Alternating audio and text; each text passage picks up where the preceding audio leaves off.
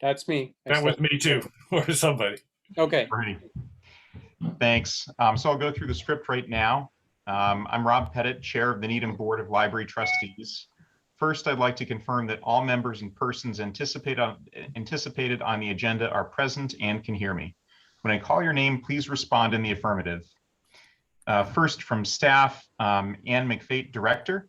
Here. Dimitri Kyriakis, Assistant Director. Here.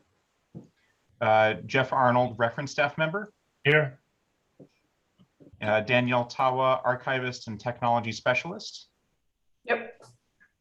And I believe that's all from staff. And then to go through the library trustees, Carol Thomas. Here. Anna is not here today. Kay Cahill.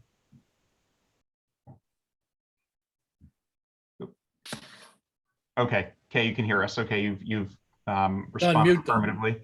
I think you may be on mute. Rick Hardy. Here. Tom Harkins. Here. Myself and Jay Fialkov. Here. Perfect. And for agenda item, I believe it's number 12, the Library Foundation of Needham, we've got Joan Smith. Okay, and Joan, you can hear us all right? Yes, thank you. Perfect. Great. Then I will introduce the remote meeting. Good evening. It is now slightly past 7 p.m. on Tuesday, August 10th, 2021, and this is an open meeting of the Needham Board of Library Trustees. This meeting is being conducted as a hybrid meeting under an act extending certain COVID-19 measures adopted during the state of emergency, or the Act, which was signed on June 16th, 2021. The Act allows public bodies to meet entirely remotely so long as reasonable public access is afforded. This meeting will allow public comments by means of the chat function only. For this meeting, the Needham Board of Library Trustees is convening by Zoom app as posted on the town's website, identifying how the public may join. Please note that this meeting is being recorded and that all participants are participating by video conference. On video conference, please be aware that others may be able to see you, and take care not to unintentionally screen share your computer. Anything that you broadcast may be captured by the recording. Meeting business ground rules. For effective and clear conduct of our business, for compliance with the governor's or with the Act, and to ensure accurate meeting minutes, I will restate our ground rules. First, the chair will introduce each speaker on the agenda. The chair will invite members to provide any comment, questions, or motions. To the extent practicable and within the bounds of open meeting law requirements for conducting a virtual meeting, we will keep the meeting style formal as we do when we meet in person. Please remember to mute your phone or computer when you are not speaking. Please remember to speak clearly and in a way that helps generate accurate minutes. And for any response, please wait until the chair recognizes you so that we do not speak over each other. Please feel free to wave to get my attention. After members have spoken, the chair will afford public comment as follows. Any member of the public signed into the meeting as an attendee may submit written comment or question via the chat after identifying his, her, their name and address only. The Assistant Library Director will monitor the chat inbox and alert the chair to submissions there. The chat submissions will be recorded and become part of the official record of the meeting. Each vote taken in this meeting will be conducted by a roll call vote, a requirement of the Act. I now request a motion to automatically continue this meeting to Tuesday, September 14th, 2021 at 7 p.m. with the same Zoom ID number, our next regularly scheduled meeting, should any technical difficulty arise tonight to keep us from completing this meeting. So moved. All right, do we have a second? Second. All right, I'll do a quick roll call. Jay Fialkov. Aye. Rick Hardy. Aye. Tom Harkins. Aye. Kay Cahill. Aye. Carol Thomas. Aye. And myself, aye. Thank you. So we've gone through the script and we can now turn to the next item in the agenda, which are the minutes of the July 13th meeting, which Anne had circulated a few days back. Did anyone have any comments to the minutes? I had one correction. And that was that under the art committee, the name of the artist, Tamara Diaz, is mentioned, and it's Tamara, Tamara, not Cameron. Oh. It was Okay. something else. Okay. And Carol? Oh, you unmuted me. on page, let's see, page 9 of the minutes, under equity and inclusion resolution, there actually were some acquisitions in the previous director's report. So you could just reference the last page of the July director's report for new materials that were purchased. Under equity and inclusion resolution.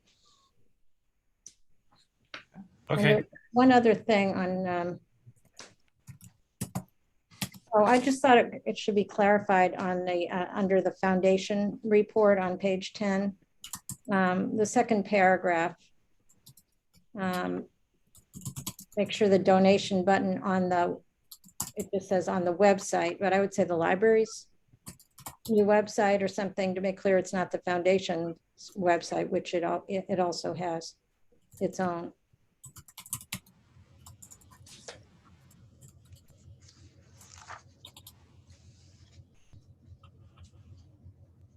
Okay. Any further comments to the July minutes?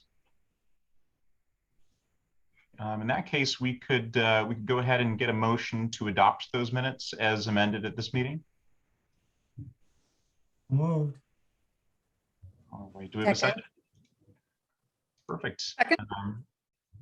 In that case, we can do a roll call vote. Jay Fialkov, Aye. Rick Hardy, Aye. Tom Harkins, Aye. Kay Cahill, Aye. Carol Thomas, Aye. and myself, aye. Great, so we can turn next to the director's report, and I'll hand it over to Anne for that. Thank you. Will someone make a motion to accept the gifts, the gift list? So moved. Second. All right, in that case, I'll move straight to a roll call vote for that.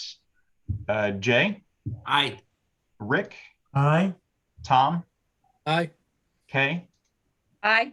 Carol, Aye. and myself, aye. Thank you.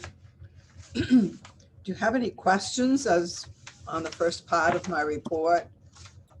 Up to where it says information for agenda items. Are there any questions? Looks like Rick might have a question. Yeah, not a question, but I have to say I'm quite impressed that the Yale University Archive sought us out for advice, and Danielle. I'm not sure the circumstances, but that was quite, I was quite impressed.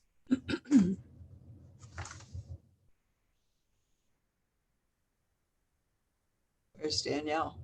I'm right here. Okay. Take a bow. Yeah. Yeah, what the Thank you. circumstances were, but how did they seek us out for advice? I actually know one of the archivists there, and they were explaining the problem. I'm like, this happens. I know how to fix this. Let me help you. Right. So it worked out for the best. Perhaps they can return the favor someday. Absolutely.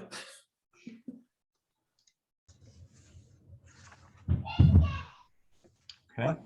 Any other questions on? I just have one question. I'm wondering how the attendance on the virtual programs is going. Would you say, what direction is it trending at this point? We have someone here who is having them and knows. I don't see anybody. Yeah. Oh, okay. Because Can I tell see there's you quite a that- lot of them. I can tell you that some of the reading ones, they're not going so great.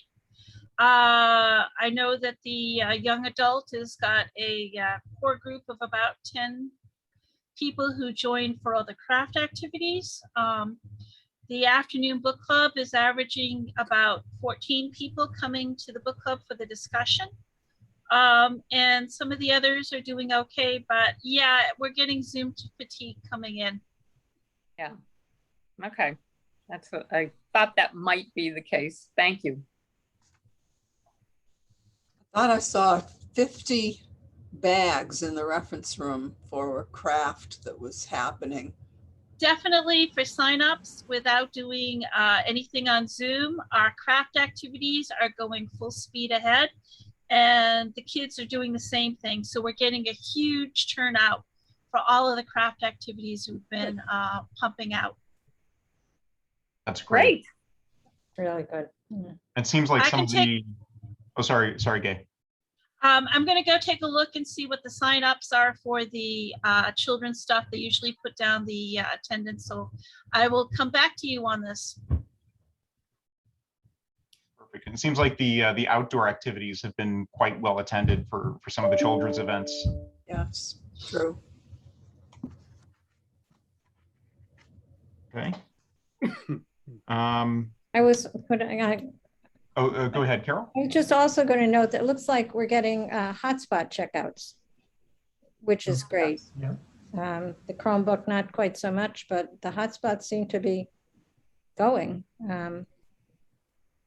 I don't know who's needing them, or whether it's people going on vacation to places where they need a hotspot, or it's people that just from one week to the next need a connection that they don't have. But I'm really glad that we have them, and it sounds like we're getting more.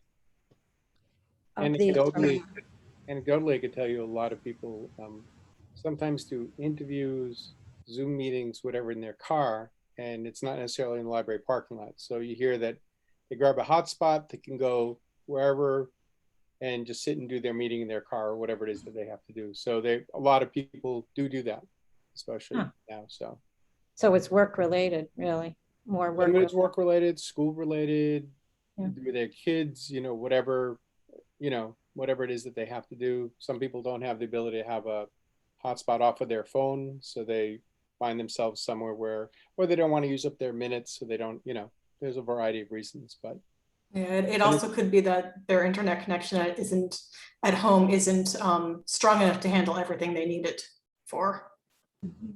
And the Mass Board of Library Commissioners offered grants for libraries to get more hotspots. So we took advantage of that. And most other libraries did too. So there will be a commodity around the network that should be well used. Good. No, that's great.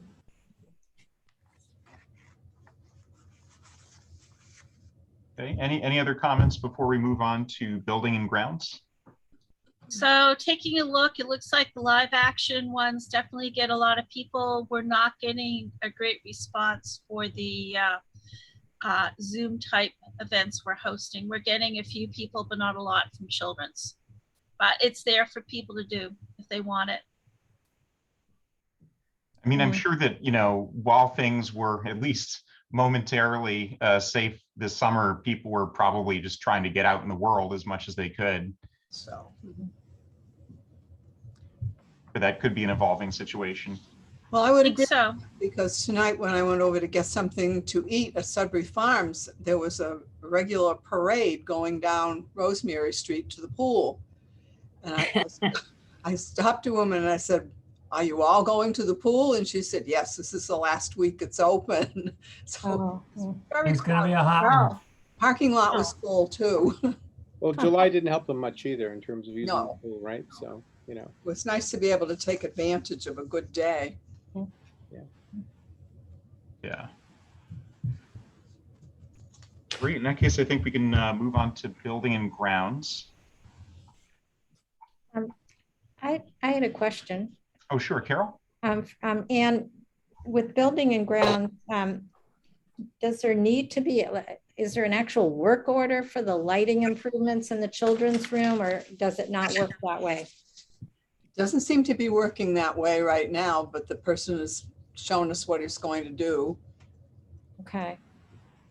Yeah, it sounds like that'll be a big improvement though. Can you summarize what is going to happen with the lighting in the children's area? The electrician from the town came down and looked the situation over. He suggested a few fixes. One was lowering the light bulbs, but that didn't really increase the brightness that much. And the other one was installing some lighting between the stacks. The stacks and the lights in part of it don't line up, which is rather odd. because of infrastructure and the way they designed one thing first and then they put the stacks in and it wasn't lining up. So Yeah. But the lights that he put in are really great. yeah. So he's already added those. So he did, so he could show us what the Yeah, rest. he of did a them couple look like. just to show us. Oh, what just it's a like. sample. I see. Yeah. Are they still, the few that he did, are they still down there? Yes. Yeah. In the is it the nonfiction 800s? Yeah. That's what I thought it was. Go Yeah. down and take a look. Great, cool. Very nice. Great. It's good to see that underway. Yeah, Jay, you mentioned it last month and here we are. Part of it's already Thank Angel, who solved. went Angel, after the yes. town electrician relentlessly to get him over there. Yeah, wonderful. Yeah, give him a, In the end, but Yes. Angel, yeah. Angel has a good reputation among the tradesmen in the town, and they like Angel, and Angel likes them. but it is near school opening, so I'm surprised you could get anybody. I agree. Yeah. Anything else under building and grounds? It seems like the elevator is still working fine. Yes, it is. Both of them. They Yeah, are. The clock, they're working in the tower. Yep. Which is, Oh. it's been a long time, right? The clock is working? Yeah. You didn't Everything's even know working. it. Keep working. Oh, it used to be right twice a day. That's right. Yes. Everything's working. Excellent. Great. In that case, we can move into the financial reports. Expenses from the state aid account were rather heavy in July with the $30,000 subscription to Overdrive Basic. We had, when I put the figure for Maxine invoice in with it, we're almost up to the amount of money that we got last year. But thank goodness there was a little cushion. Right, and that overdrive, that's just the annual fee, right, for the entire year. The Overdrive Basic is the amount of money that every library contributes to Minuteman to get together the titles that everybody shares. And there's representatives from several libraries that do the picking of the books. Right. It's just paid once per year. Yes, it is. It's not like Overdrive Advantage, which you get charged monthly for, depending on how many books you choose. Yeah. I was going to say, Rob. Yes, go ahead. I was just toting this up a little bit. It looks like if you remove the more general library equipment and services number from the encumbrances and the library salaries for packing and unpacking, which may or may not get used, looks like we're still going to spend about $65,000 out of state aid over the course of the fiscal year, which is, something to pass along to the finance committee. They wonder what you're going to use it for, and we're using it. So it's a pretty big number this year. Right. It is. I mean, they'll probably be glad to see that we're spending it down. But then the flip side of that is that, we're going to want to really push over the next few months to get some of these, especially Overdrive and Canopy, onto the regular budget. I mean, as core library services, because we can't continue spending 60 or 70 every year. State aid's only going to be 30 to 40 usually. Right. But I think it makes the point that we actually do have these other expenses that are more one-time expenses for things that we can't get into the appropriated budget. Right. And then in the coming year, there's going to be expenses for, a new strategic plan. I'm sure there's going to be a number of things that will that will use up a lot of the remaining state aid funds. So that might be a good way to push the case for moving some of these other items to the budget. That heading of library equipment and services has just been our catch-all for whatever was left over. Yeah, I subtracted that out in my calculation. I was, figuring, well, no, actually, maybe it's more like 50. Well, It's gone down from something like $70,000 to 21. which means that we really have itemized things that particular things. And I think that's a good thing. Your expenses have increased. The catch-all is, dwindling, and the specified items are really mounting up. So all good things, though. Right. Anything else on the financial reports? So with Dimitri and I have been to the instructional sessions for the capital budget. Next month, the same will be said of the regular budget. Now we have to put our sheets in, repeat them from year to year. So if there's anything that you think belongs in there. And just to confirm, Ann, are all of those things that we went over, the overdrive and canopy, are we submitting those again to try to get those to be part of the budget? Yes. Okay. Yes, I will do that. Because those, those are a pretty material amount. They're more than all the state aid that we get in most years. I had a question. Yes, Carol? And in your report on financial reports under the capital budget, you say that the library currently has funding for 3 capital items. Is that from free cash? Those were voted at previous town meetings. They could have been from free cash. Okay, all right. So those things are not in the request. They're already funded. They're already funded, right? Okay. Don't know about the Number chairs. 3 has pretty much been already spent. But there's more to number 3 for technology, so that you'll be asking for that. Right. It was a multi-year project. Well, you say special meeting, a town meeting approved the 4th year of the technology equipment replacement, but then you say the 4th year down below, you're requesting. A 5th year. So it should be 5th. Wait a minute.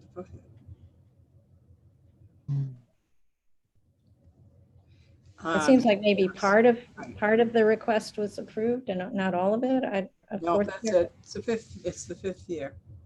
Oh, okay. Year? Down below, what you're requesting is the 5th year. Yeah. Okay, Yes. thank you.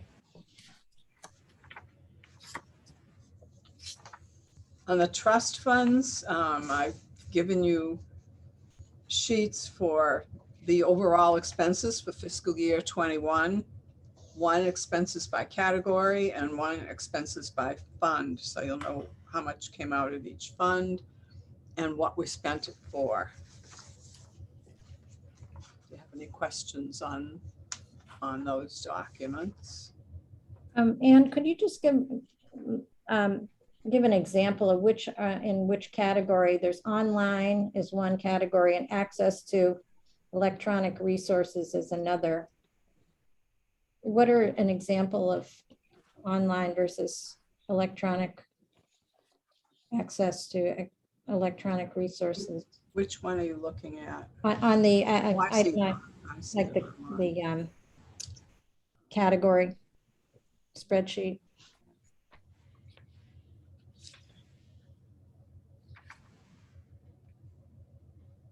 Online would be for probably more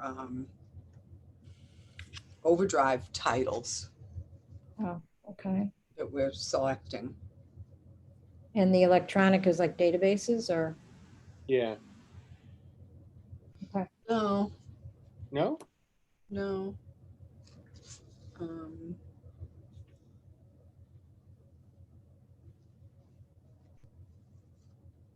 Other expenses. I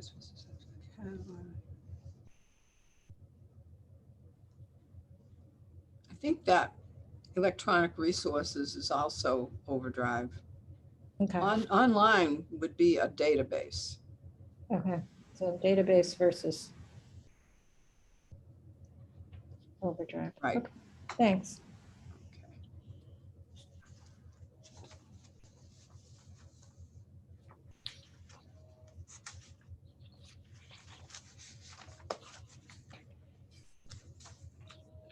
And you have, I hope you have the new sheets for the fiscal year 21 budget and the fiscal year 22 budget. Yes. Okay, the corrected sheets. Those were, you have no idea how those came about. The fiscal year 21, we're still spending things that we've ordered that haven't come yet, things that were ordered in April, May, June, still trickle in. Sometimes publishing dates, it's mostly materials. Publishing dates get redone, postponed. Writers get writer's cramp, I guess, in the middle of writing something. And it's not finished when they thought it would be. At some point, there will be a final for 2021, Yes, and then we'll know that everything that's going to be spent has been spent. and yes. Yeah, okay. Yeah, question. Yes, Kay? Yeah, so that, if I understand, I was confused as to why we still were, as of August 6th, we are still getting a report on fiscal year 2021. But I guess that's what you're explaining, Anne, is that some of these expenses are still, that are ascribed to 2021 are Anything, still. all right, anything in there to be paid from the fiscal year 21 budget had to be ordered before June 30th. Okay. All right, that clears up my, what I was wondering about. Thank you. Actually, that excludes salaries. Mhm. Okay. That excludes salaries. What I mean by saying that is no more fiscal 21 salaries can be spent That's all right. That's done. once you go into fiscal year 22. Okay. Well, the library was very generous in adding to the free cash for, from salaries. Yeah. That's because of being open for less hours. Right. Quick question. I noticed in the minutes, it was stated that the free cash has to be approved by the state legislature. Is that correct? That is correct. Okay. Oh, all right. And anything else under financial reports? Great. In that case, we can move on to the statistical report. Looks like we had some really encouraging numbers for the first full month that we were open. We're reopened. Definitely. It just shows what a difference coming in person to the library is. Speaking of coming to the library, Rob, I thought that was a very nice room that you were in, a wonderful living room. And then I realized it's our front room here. It's the Wyeth room. Wyeth room. Very clever. Managed to nick one of the photos that Brian Wilson took. It seemed like a fitting background. Yes, really looks like you're there. Nobody else there though. Nobody else reading. Usually Jay's in there oftentimes. You're supposed to be quiet. In that The room. Wyeth room. It's a quiet room, right? Well, we'll break the rules for tonight. But I mean, it's really impressive, the June numbers. It was off to, I was there, the first week that it was open, the second week that we were open, and it was a slow uptick, right? It's impressive that we were almost able to match our 2019 numbers right off the bat. I mean, that hopefully points towards exceeding them in the near future, and that's one of the key metrics that we're measured on. Rick? Yeah, I mean, I was there on Saturday afternoon. It was like the old days. Parking lot was filled, streams of parents and kids going in. At the circulation, people were like 3 deep, waiting in circulation. Obviously, the computers were all full. I was there for the art opening, but it was just like the old days, other than the plexiglass. But I can just say anecdotally, I was walking through the first floor one day. I ran into a patron I used to see when I worked on Thursday nights, and I hadn't seen him in about 18 months. And he said he appreciated that we didn't do, to use his words, the malarkey of opening, closing, counting people, time slots. For him, it was he says, I really appreciated the curbside. And then you just went back to regular business when it was possible. And he found it less confusing. And he does frequent other area libraries. And he just thought, he complimented us on, he said, good for you for hanging on and just opening when it was the right time to do so, you know? And let's hope we can stay open. That's just one gentleman, but yeah, I know. We're talking a little bit about that. And we're speculating about like the most, even if we have to wear masks, as long as we don't have to close, you know. I have to think if one person expressed that, there probably a lot of our patrons are grateful that we just opened, like Rick just said, like the old days, but you know, they understood in the meantime that we had to do curbside, and they really appreciated that too. And I think a lot of folks just appreciated the simplicity of what we had to do rather than going every which way, because I think other patrons probably tried the other area libraries too, with the time slots, with appointments, with all of that. So I just thought whatever it's worth, but yeah. I would definitely agree, Dimitri, just from talking to patrons and talking from other systems librarians over at the other libraries, just how it can be very hard when you have to get an appointment. It can be very, very confusing. And I think we did a great job, and I think the patrons appreciated it. This gentleman, the phrase he used is, we managed expectations really well. And he appreciated that. Yeah. And many that thanks had to do with the staff too, because the staff gave us feedback throughout this whole process as to what they thought was the best way to do it. And that's what ended up happening. I mean, at the end of the day, the last thing we want to do is create a barrier to go into the library. I mean, we're all about including people and bringing people in and having an open door, and appointments just don't really gel well with that. You know, if you want to go to Rosemary Pool now, you've got to make an appointment and you have to do it a certain number of days in advance. I think that's more of a staffing issue than a COVID issue. But it's much more fun when you can just show up. So thank you to Ann and Dimitri and the staff for making it such a success and reopening. Yes, thank you. Bravo. So thank the staff. We have staff who are watching tonight, so we wouldn't. Where would we be without them? Absolutely, absolutely. Anything else to note in the statistical reports? Any unusual trends there? Or?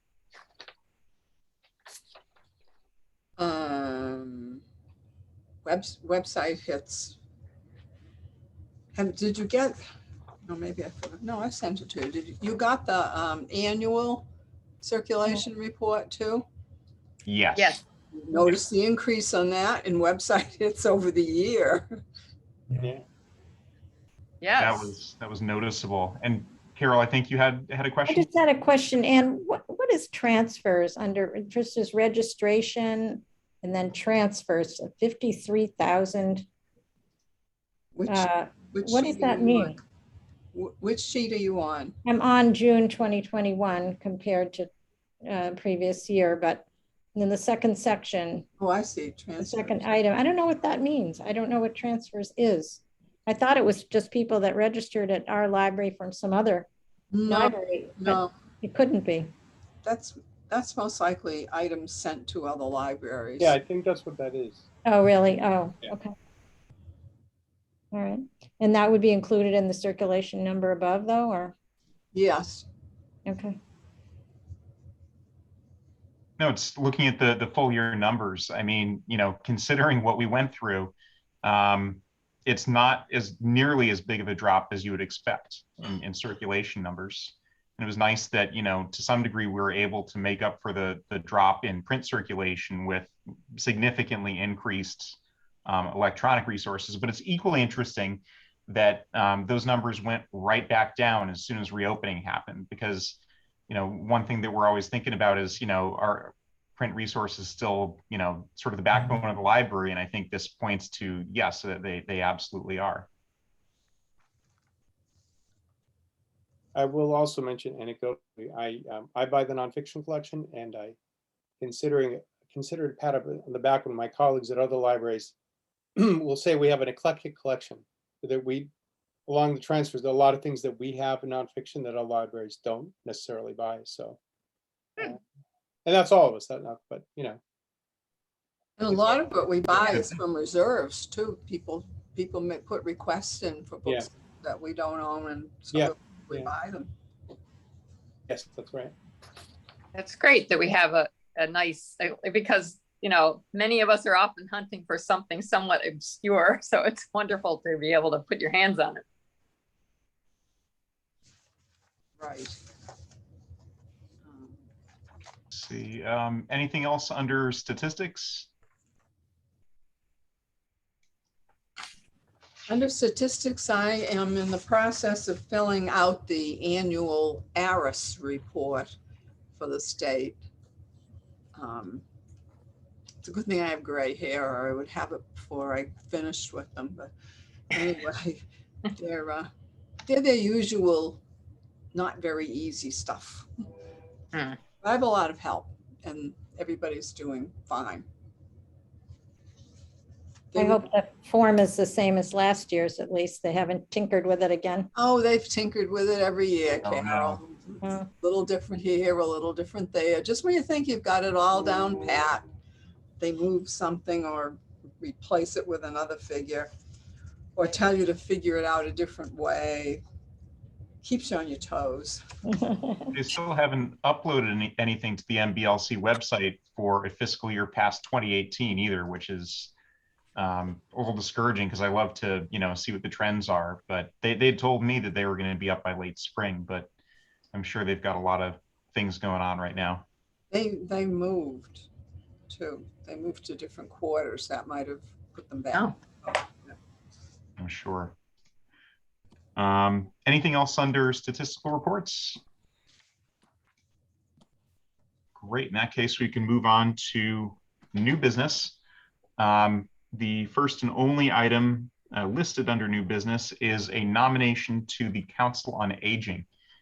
Kate Fitzpatrick reached out to me during the past month and just informed me that they're working on filling an existing vacancy on the Council on Aging, but there's also an additional vacancy that is filled by recommendation of the Board of Library Trustees, which is currently vacant, and asked if we would like to be involved in that process and to fill that vacancy, which I said I certainly would like to, but I wanted to put it out there. I'm not sure, for those who've been on the board longer than I have, if you've been involved with this in the past, if you recall what the process is, but it appears this is something that's filled by the board as a whole and not by the chair or any individual member. I believe you have to vote on someone. Not, I have done it, and at one time it was, I think Greg and I went down, and a lot of people came in who were applying for the position. We came down to town hall and we interviewed them, right? And there was that time, there were a couple of people being there. I think there was a select person there. There was Michael Grice from the school committee was there, because they were filling, the select board appoints the Council on Aging, right? Mm-hmm. But different boards nominate them. And at that time, the school committee and the Board of Library Trustees were doing it, and they came. Then we picked two people. About 5 or 6 people were being interviewed, and the 2 people, and Michael Grice appointed one, and we appointed another. And nominated another. They nominated, and they went to I don't remember bringing it back to the board, to the Board of Trustees. Okay. We just sent it on to the. Probably got a report on what happened, though, didn't you? Oh, yes, we do. We got a notice that the person had been, I remember it was a time that Roma Jean Brown had been our nominee on the Council on Aging for many years. And then some other people were doing it. And that time, Tom Keating was appointed at that time as our nominee. And those people, Roma used to always come back and report to us. Tom Keating did it a couple of times, to come back to report to us as the nominee to the library trustees. I don't know who our nominee is now, because I know Tom Keating is no longer it. He was the last one that you had nominated, was he not? Yeah, and that was 10 years ago, probably 8 or 9 I years. remember him reporting just a couple of years ago. I don't know who is if we have a nominee now. We don't right now, and that's the vacancy that we'd be filling. I'm not sure how long it's been vacant. And it's still pretty preliminary, but my understanding is that they're going to be starting up the interview process pretty soon. So, for the trustees, and thank you, Tom, for that background information. That's actually very helpful to know how it's been done in the past. If anybody is interested in helping out with those interviews and helping to conduct them, please do reach out to me. And as I get more information about how the process is actually going to work, I'll pass it on as well. Question? Yes. Yes, so are we supposed to be looking for people who might be appropriate? I'm sure that we could help identify folks. I believe that they are advertising the vacancy. I'm not sure where or how, but Usually on the website. Okay. And so the people, all those people applied to the situation, showed an interest, that from a volunteer, pool or something like that. And they were invited to come, and I'd say 5 or 6 of them did. And certainly, if we know people who'd be interested. We picked 2 of them. I mean, we picked 2 of those people. One was Monica Graham, actually. Oh, right. Yeah, she was technically really the school department's one. Okay. Would have been ours if the school department hadn't already picked her, But then we were very happy with Tom Keating too.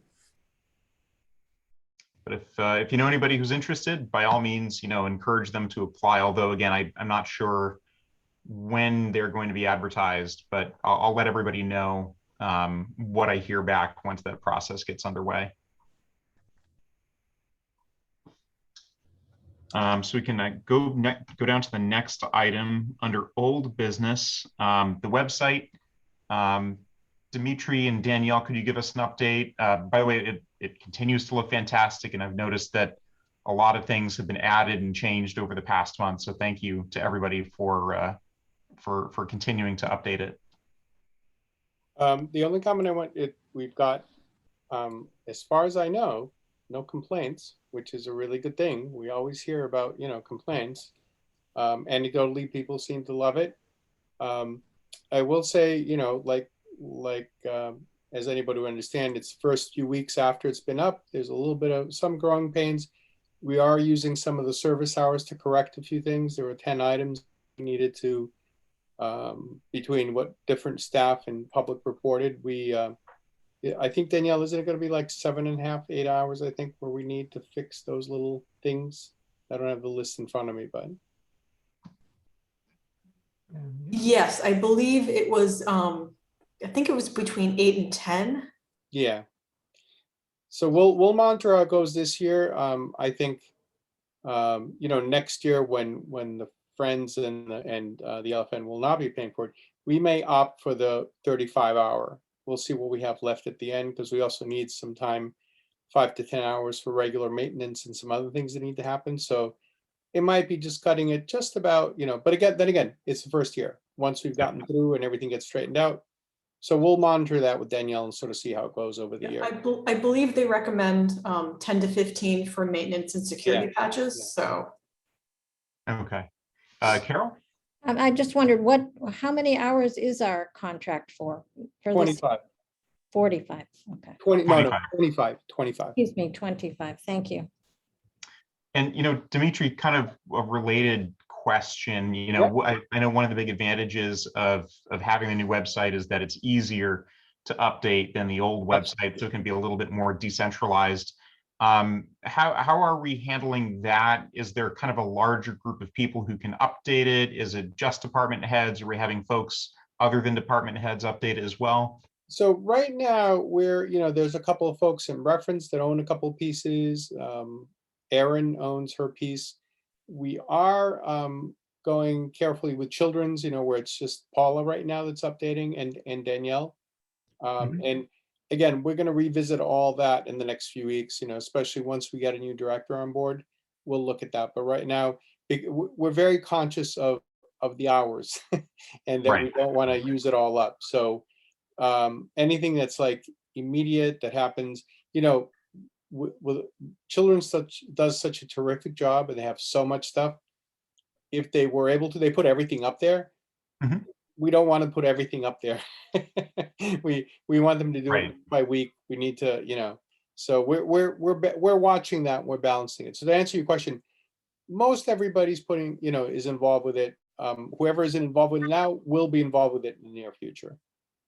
Okay, yeah, and it seems like a lot of times as time goes on, you just find out who in each department is sort of most comfortable and updating the pages. That usually kind of just becomes apparent after a while. So we need to regulate it too, because we don't want it to get cluttered either, because if we're up to everybody who had a piece of it, everything would be there, and that's great. And I may not be articulating correctly, but we just want to have a balance to it so that week by week, every couple of weeks, whatever needs to be there is there, and we're not putting out like 3 months worth of stuff, which is a little overkill. Kay? Yeah, so just so I understand, Dimitri, does when people, library staff upload things onto the website or post things, that doesn't use up our maintenance hours with Sterling, does it? So here's the thing. It doesn't use up our maintenance hours unless they do something that causes a knock-on effect and then needs to be fixed.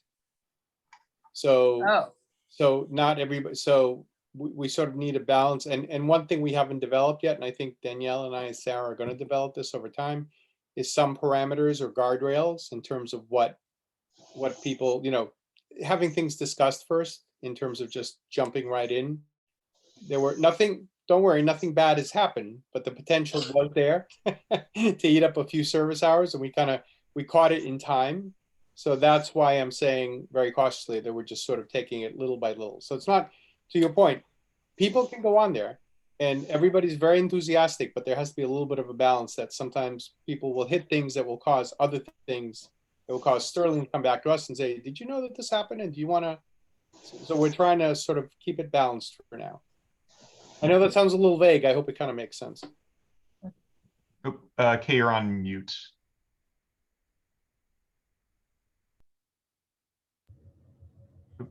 Still on mute. Sorry. Can you hear me now? Yes, we can hear you. Yes. So basically what I was going to ask? Oh, yes. Are there more people who need to be trained? Are people sufficiently trained who need to be? So everybody's pretty well has gotten the hang of it now. We have training videos from Sterling as well. They've created a couple of training videos for things that we came across that we needed to figure out how to do.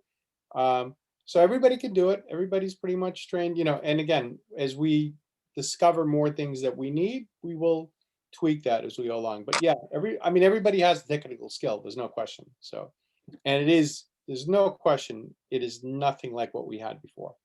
It's much, much easier to manipulate, to add information, to change a few things. So I would say yes. So I'm not worried about that. We're just trying to keep it, we just need to develop a little bit of a parameter in terms of what people can throw up there, Right. Yeah. And I'll say, in addition to the site itself being much more accessible and nicer looking and better organized, just having a standalone domain name is really nice. Just today I wanted to double check the hours, and I was able. I started typing in Needham, and my browser just populated it. It's so much easier to go to a website when you've got your own standalone domain. So hopefully it'll be interesting to see what the trend is over the next 12 months from, let's say June 2021 to June 2022. That's really going to be the yardstick of, is this continuing to spur usage? I mean, I will tell you, I've heard from all staff, and Danielle and anybody else who might be attending can correct me on this, but we're not getting complaints. We're getting higher numbers and we're not getting complaints. So that tells us that people are happy with it. And as we all know, when people don't like it, they'll let you know. But all staff seem to say, the public seem to be happy with it. We're not hearing anything bad about it. So one more. So, Yeah.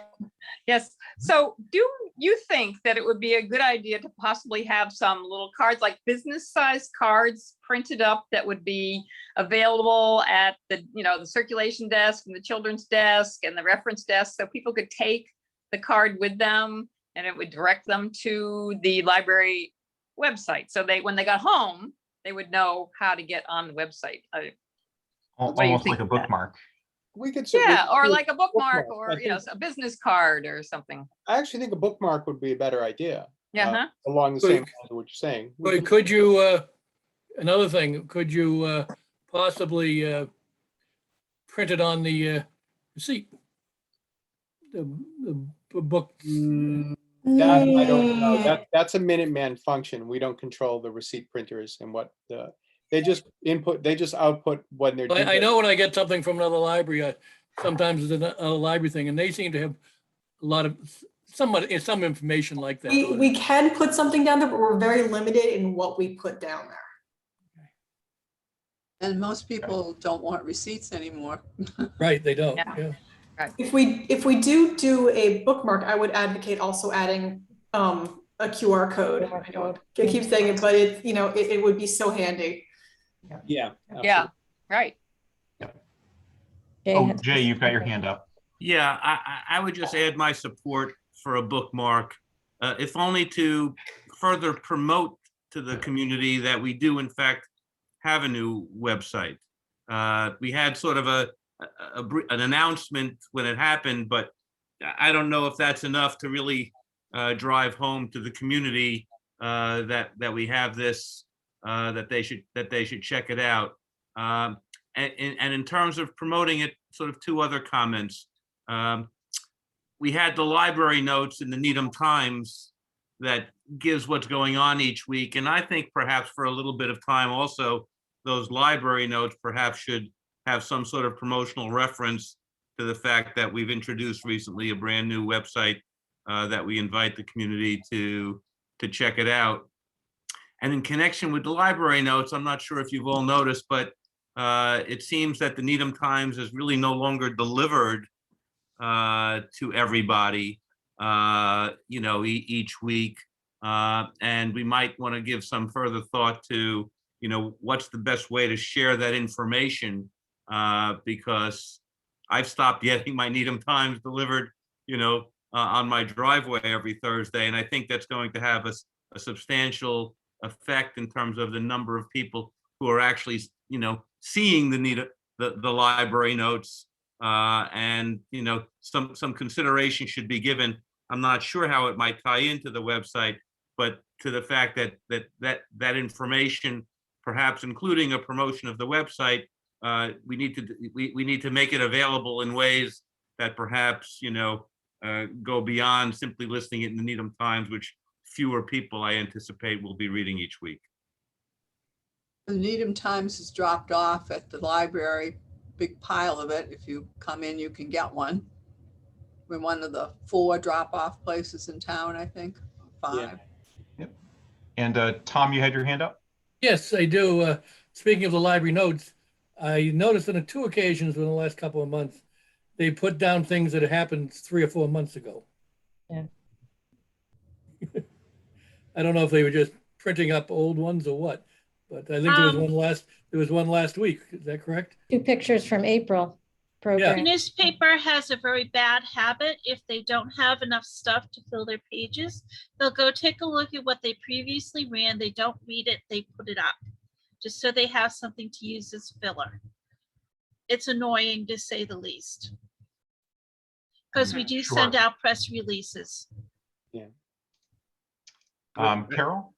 I'm just wondering, just along the lines of what Jay was talking about, whether it would make sense to put something specific to the lack of continuing, you may not receive any more Needham times.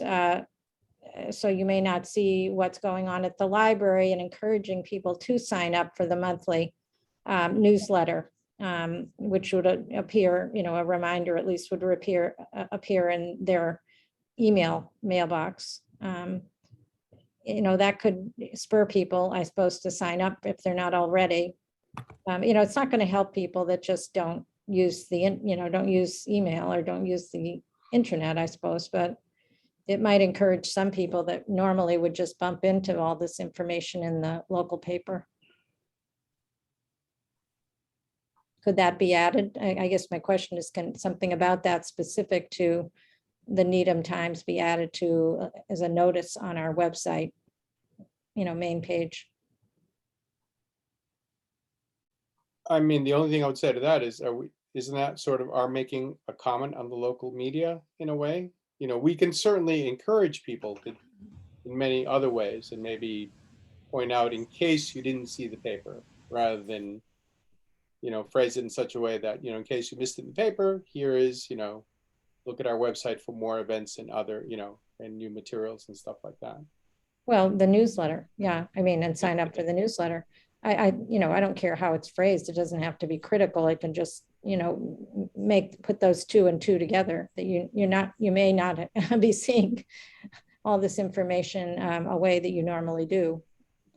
So Bookmarks. On top of Put things. it on the other side of the bookmark so you can print two sides. That you might all be interested in knowing that some time ago, a survey was taken as to exactly how many people pick those papers up out of their driveway and read them. And it turned out to be about 10%. Yeah,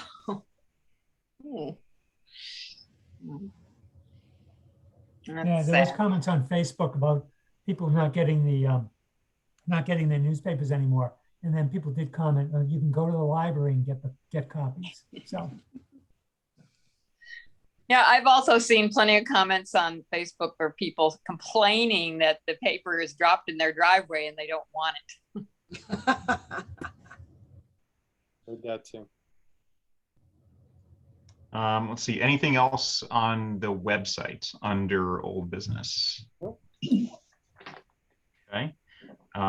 So I'll move on to the next item. We're going to skip over the strategic plan update. Tom is working on that, and we'll do that at a subsequent meeting.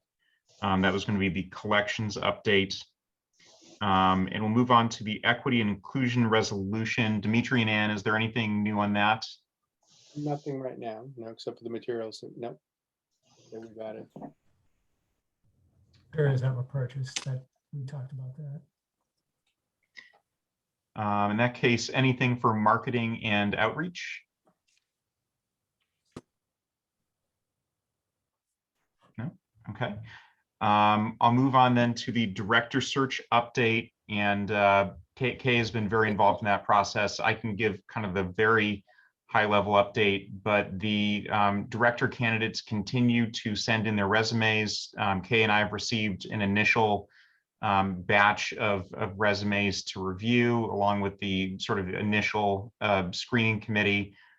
So far, in terms of candidates who meet the minimum requirements, I believe we received about 20, although my understanding is that there are still some more coming in. The end date for that is August 13th, so it'll be very interesting to see how many come in, but we'll start our initial screening process soon thereafter. And Kay, I don't know, I've taken a very quick look through those, but it seems encouraging so far. Yes, we did just receive them today, was it? And so it's brand new. I was able to go through them, and it was interesting to see that we have, of the total, I think 23, We have 13 from what I would consider this area, as in Eastern Massachusetts and Southern New Hampshire. So pretty local. And then beyond that, we have 9 more that are kind of East Coast. So starting Connecticut, New York, New Jersey, and a couple from Georgia. And then we have a couple from the Midwest, and one person who's in the Netherlands. So it's an interesting group, various levels of qualifications to be looked at. And, I haven't spent real time yet examining them, but of course, the town managers are also culling through them, and we'll have their first round of Zoom interviews with whatever size. We haven't actually settled on what size, what number will be interviewed in the first Zoom interviews, but I guess that depends on the quality of the candidates. Yeah, we have some library directors applying, some assistant directors, technology specialists. It's a real kind of array of different experience. Definitely a variety of backgrounds. Jay, you've got your hand raised. Yes, I just wanted to confirm, did the town ever follow up on posting the opening on those other sites that were intended to increase the diversity of applicants? Yes, my understanding is they did, yes. Right, I haven't gone through and confirmed each one, but they've told us that they posted them to all of those sites. Okay. Carol? Are there dates set aside for interviewing, on Zoom interviewing of candidates, however many you end up interviewing on the first round? Is there a date set aside, 1 or 2 dates for that yet? So for the initial round, so Kay and I will be meeting with Kate and Katie and Dave and everybody else who's kind of involved at the town level very soon, I believe in the next few days, once the process closes. I believe we're still nailing down the exact dates for the first round of interviews, which I believe Kay and I are going to be involved with. And from there, they'll be reaching out to trustees, depending on which tranche of interviews you'll be involved with. They'll reach out to let you know what the proposed dates are. And I'm sure that there will be instances in each tranche of interviews where we might have some people covering for other people. But I don't believe any of those dates are set in stone yet. Okay. I have not heard any dates set in stone. I think that the first round, the goal is next week sometime. Yeah. Those are going to be starting very soon. And there was some discussion of whether, there was leaving the door open if it was not a sufficient response by the 13th, that you could extend, that the period of time for applying might be extended. But do you see that as unlikely, given that you've gotten quite a few? Or was that something you'll kind of consider when you meet with the town manager, and whether this is sufficient qualified, really, outstanding candidates that have applied? Do you understand what I'm saying? Yes. Yeah. They did agree that if we felt like we did not have good enough candidates, that we could extend it, since we just are getting a look at the candidates now. And we haven't asked them to extend it. I mean, so far, I think we have some viable candidates. Of course, we haven't, all we're looking at resumes, but there's people with the right experience on paper. Yep. Okay. That was my impression as well. I mean, you want a big enough field, even if we're going to have 10 to 15 first round interviews, we're still going to want to have a bigger pool than that, because some people are going to drop out. Some people who might seem very good in paper may not have the right, the right fit.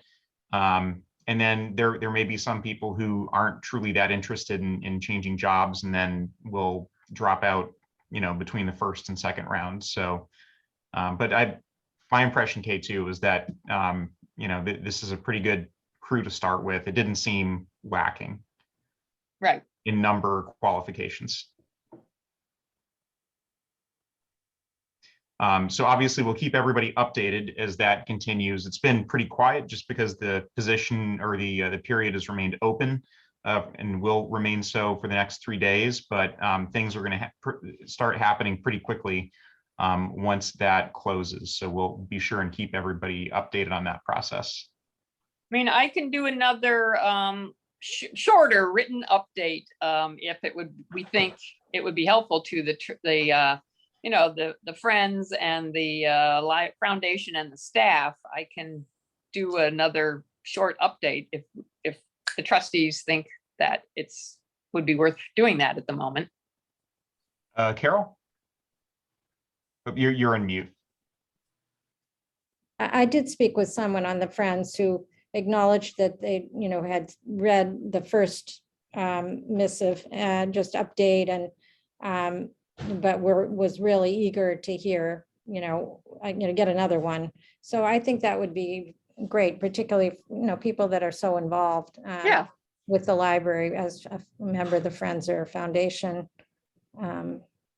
Okay. Good idea. Yeah, just to let people know that we're getting a good array of candidates and also, I have heard a little bit back from some of the Friends and some staff, not a lot, but a small handful of people have reached out to say, add some comments about why, what they think we should be looking for, what they're interested in, what they think is important. Good. Yeah, Dimitri? And just to echo what Carol is saying from the perspective of the staff, it would be significant to send them an update and let them know. Okay. So it'd be very useful and it'd be appreciated, I think. Anything in particular you think should be in that update, Dimitri, since, Basically what you described, that, there is a little bit of the uncertainty, like, obviously you can't be very specific, but what you described tonight would be totally appropriate and perfect. Just that you got good candidates, they have good qualifications, the numbers would be significant, so that way people aren't left wondering, is it a couple people or is it 30 people? No, yeah, we have significant. It gives people a little bit of scale. So that would be really appreciated. Yep, I will. Thank you. So I think that's the update for the director search process. We'll move to the next item under old business, and that is the crowded meetings in the community room, specifically New Year's Needham and the Art and Bloom. And are there any updates on that, or we're just kind of waiting to see where things go? I think we're waiting to see what happens. Gay, have you any news on New Year's Needham, what their plans are? Nothing other than I had another inquiry from the head of New Year's Needham asking where we were when it came to being able to host them. I have, as anecdotally, I can tell you that there are some of our longtime groups that are asking if we're going to have availability for them to start meeting in September. I am going to be telling them that we will be opening up the room subject to whatever state or town ordinances come through as to meetings. But we will plan for them to be there present, in presence, so to speak. I do know that the afternoon book club is going to be making their decision about a week before the event, because they are uncertain as of this afternoon whether they want to meet in person or not. I did tell them that we would be happy to arrange a hybrid meeting for them if that is how they choose to go, with some coming in and some staying home. If I can, I will offer that to the smaller groups. It's not something we can offer to everybody coming in, because I can't come in every night. Thank you. Okay. Any other updates on those, or otherwise we can move on to the security camera update? Danielle? Yes, Dimitri? Oh, I'm sorry, Rob. I didn't mean to jump in there. Oh, no, go ahead. Danielle and I met with a contractor named Stanley. We did a walkthrough with them throughout the building. We are looking at adding 9 more cameras. And they're gonna, at this point, I think, Danielle, they're gonna send us a quote, right? They had a, Yep. we shared our tax ID with them, and that's the last thing we heard, but we will be hearing from them shortly in terms of an estimate or quote.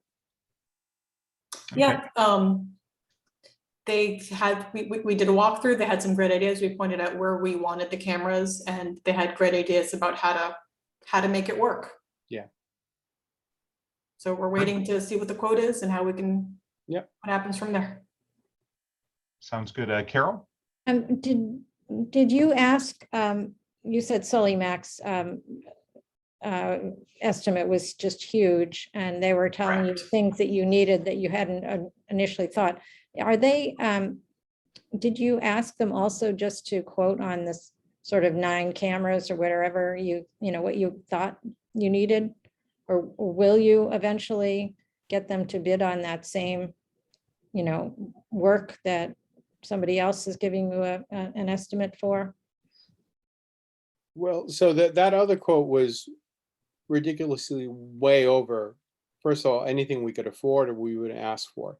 This particular company has been used, I've checked with some other area libraries, and pretty much what they paid and how happy or not happy they are. And, you know, they seem pretty straightforward. They kind of asked us what we'd like the top end of our budget to be, you know, and so we talked a little bit of money, you know, it's not really comparable. I don't know the other company why $125,000 is a lot of money. So I think, Danielle, how many cameras did they have in there and what else? 55, I believe. 55. Oh So my we don't gosh. need, we don't need to watch every single corner of the building. Not about 9 more cameras would just about, you know, fulfill our purposes, you know.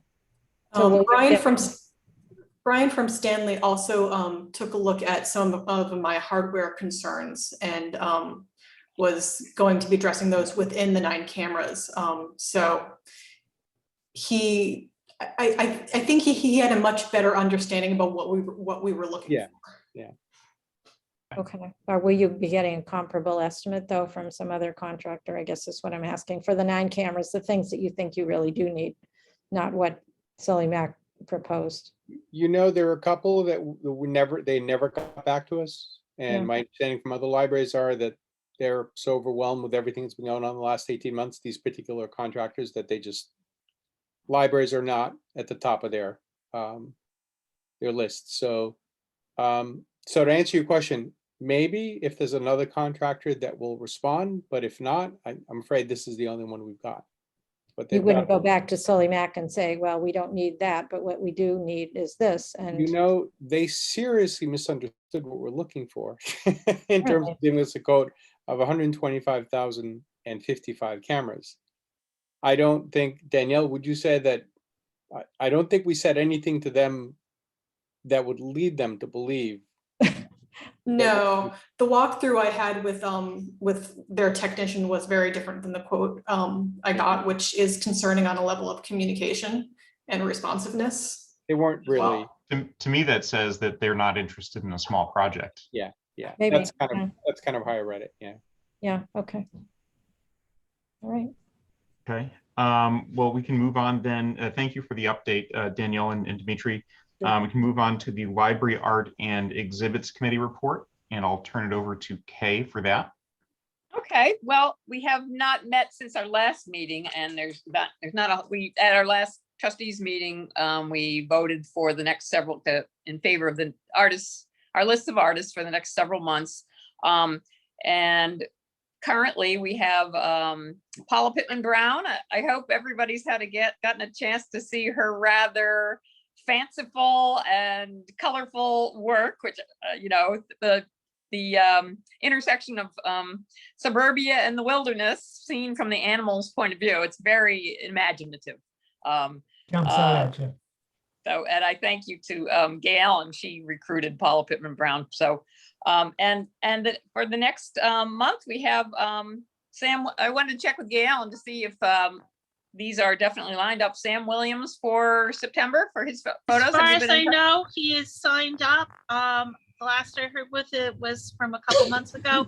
I'm going to send him out something this week to find out if his exhibit is changing. And if it is not, then I have his pictures ready to go. And he can send me prices if he intends to sell. But so when you say you have his picture, has he framed and mounted them, or? I do not know You what don't know? he has done. Okay.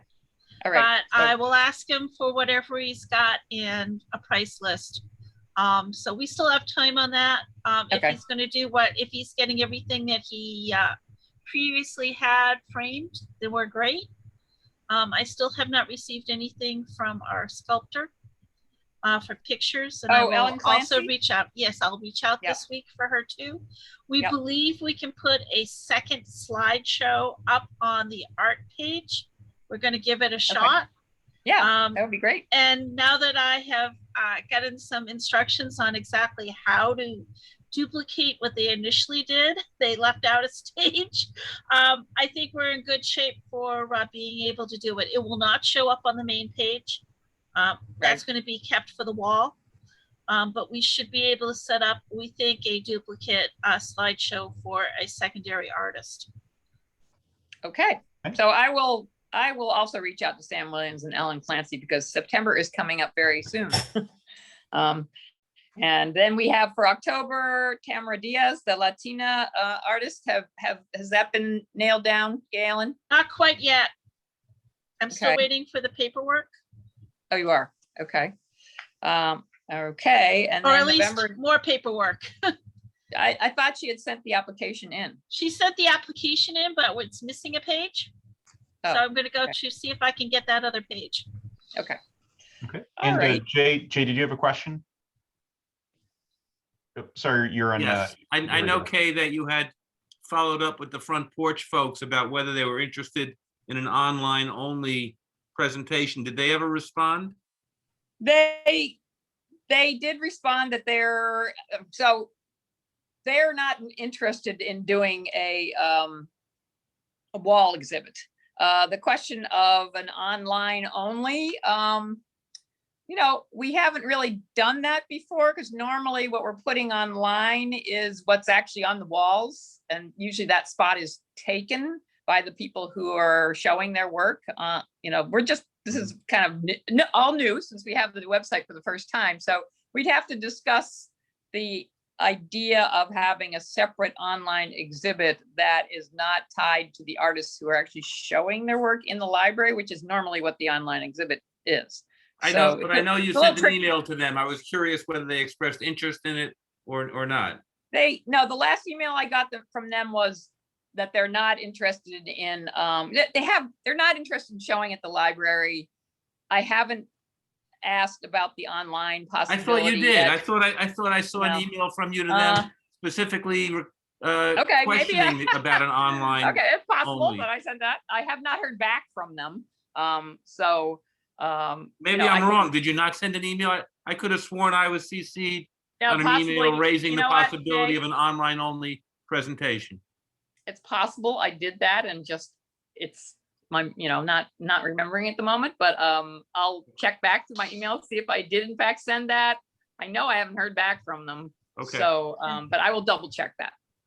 So be aware that we probably can only put up 2 slideshows on the artist page. I don't think if we try to do a third one, it's going to be as effective. People just aren't going to go down all the way. So if we're going to do a virtual one, then it's going to have to be the second slideshow of the month. It can't be if we have someone in the cabin and whatever.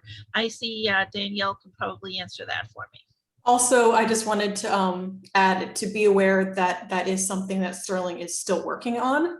That is one of the things we submitted to them. So we don't have that ready yet. Oh, it is something they are still working on. And Jay, just so you know, they're not expressing a lot of enthusiasm to do it. So, normally I'm going for people who actually want to do it. Fair enough. I was just curious because I thought you had asked them about the online only, and I was just curious whether they had responded or expressed any interest. I haven't received a response, but I will check back on that. Okay. Anything else, Kay, for the Arts and Exhibits Committee? Nope, that's it. All right. In that case, we can move on to the McIver. And Carol, any updates on that? Nothing really solid. Gay Ellen has given me the open dates, which sort of first come, first served with the Friends programs as well. So we'll see where that ends up, but there are some dates both in 2021 and 2022 identified. I think probably we want Sunday afternoons. And I think they're going to be virtual programs rather than in-person programs, given the way things seem to be heading.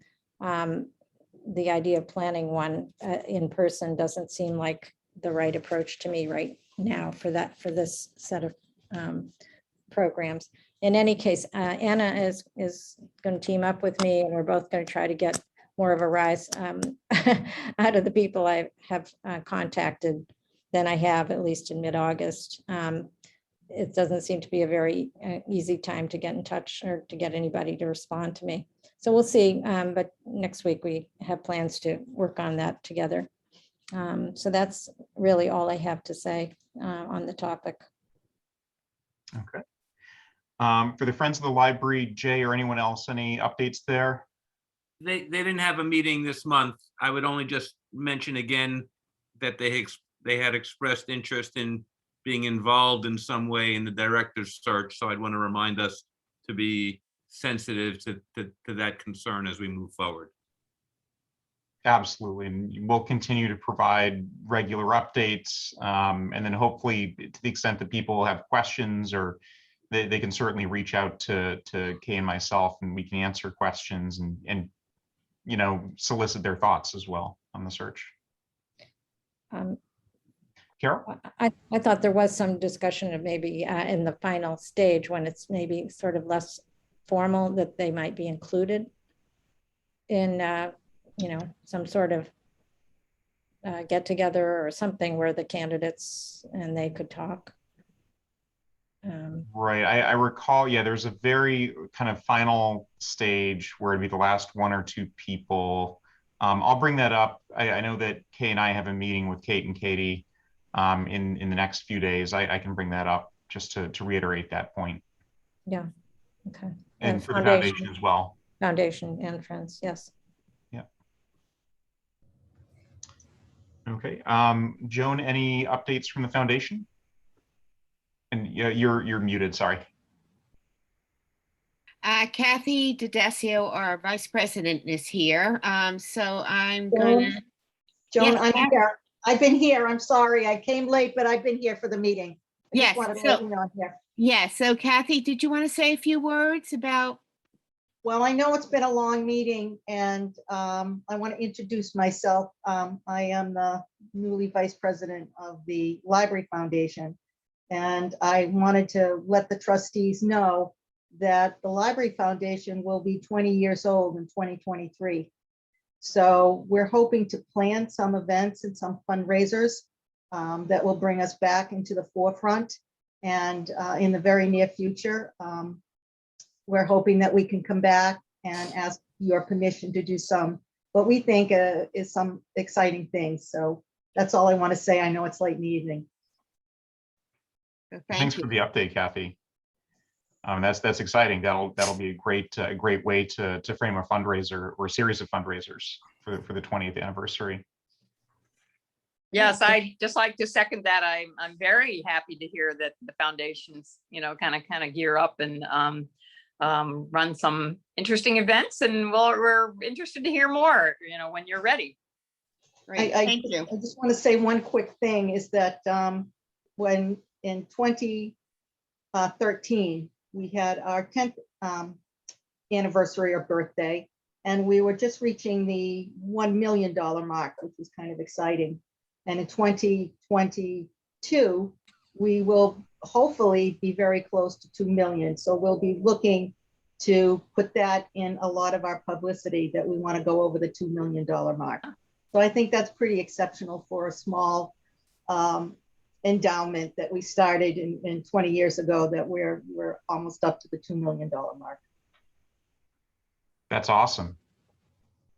That's really encouraging to hear. And by the way, Kathy, this meeting is probably going at a record pace. So we're accustomed to long meetings. Yeah. So on that note, that kind of gets us through the formal portion of the agenda. Do we have any trustee comments? And I'll just mention, it was kind of I don't want to say snap decision, but I reached out to everybody last week about the meeting format for this meeting. Obviously, we'll just wait and see. I personally, I think the OWL situation worked out pretty well, but I also wasn't on the Zoom end of that. So for anybody who was Zooming into that, let me know what you think, if that was effective. And then hopefully if this current wave starts to recede, then we can go back to a hybrid format. Dimitri? I just want to mention that we got our second owl, which we're experimenting with. Cool. So the next time that we have a hybrid meeting, we're gonna, as the term goes, daisy chain it with the one that was provided for us by the foundation. And we're hoping it'll be a much smoother and better experience going forward. I mean, the first one wasn't too bad. It went okay for the first one, but we're hoping having two owls will make it a much more seamless experience to do a hybrid meeting. That's great. Yeah, I mean, I briefly looked at the video on YouTube and it seemed like it generally picked up the audio pretty well, but two is definitely going to help. Yeah. People be within maybe 10 feet of the microphone, and that will help a lot. But I think it was impressive that we were probably one of the first committees to take advantage of that technology in the town, and we were get up and rolling in just a matter of weeks. We were the first one, and I ran into Kate at another meeting at town hall, and she was impressed by that. We were the first one. They're looking at buying it for other uses at town hall and other committees. I will tell you that the recordings actually are two separate video recordings. We get one that has the owl and we have one that is not so much the owl image. So it's a little bit bigger file, but it does give us a choice of which one we want to put up. Cool. And Carol, you had something? Oh, I was just going to say, I thought it worked quite well. I was very impressed.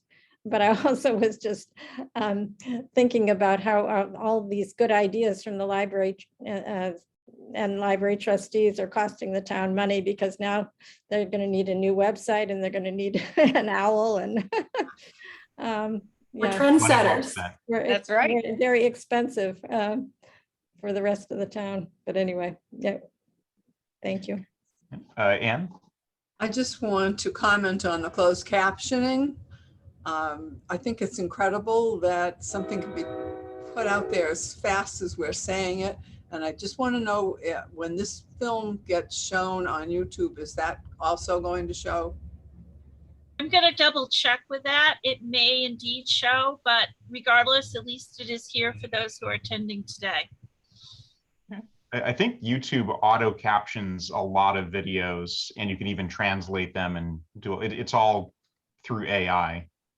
Yeah, YouTube, it depends on how the video format is. Sometimes you can have a separate closed captioning that you can add, and sometimes YouTube will do it for you.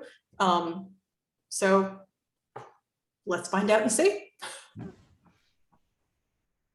All right, well, I think that gets us. Oh, I have one. Okay, yep. I just wanted to, I've not been super involved in the whole budget process, but I'm just wondering, someone who's kind of more on the forefront of that, is there anything that the trustees need to know or be aware of in terms of the upcoming budget considerations or budget proposals? Or do we need to plan ahead for anything, or are there meetings? Is there any update on that?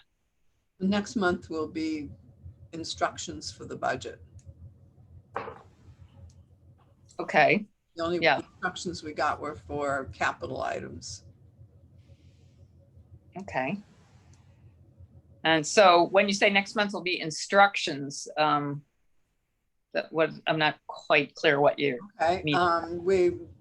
Department managers will have a meeting and be told what to do to present the budget, their budgets, and if there's some horrible thing happening, we would be told, make it level or don't make any huge increases, things like that. I see. Okay. And then at what point do you kind of finalize the budget to be submitted? Oh, the date is usually early November, I think. Okay. All right. So it's a few months away. Where did I read that? I thought it was from you, Ann, that the capital requests have to be in August and the regular budget requests have to be in September. Is that wrong? We'll be getting our instructions in September for the regular budget, and we just received our instructions a little bit ago for the capital. But when are they due? Your requests I are think- due. Was I it thought they were- 15th of October, you Is said, it- Yeah, October 15th, I think, is the Yeah. deadline, for right? the capitals? So Oh. right after that, the regular budget would be due. Oh, okay. Okay, All right. thank you. Okay.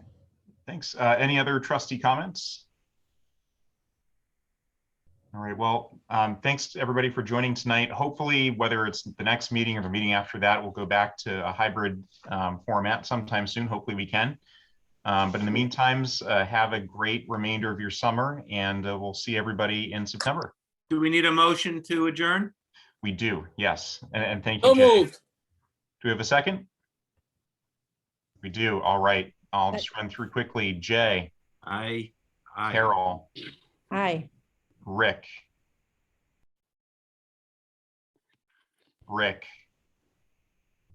Aye. oh, there we go. Tom, Aye. okay, Aye. and myself, aye. So long, everyone. Great. Thanks very much. Thank you.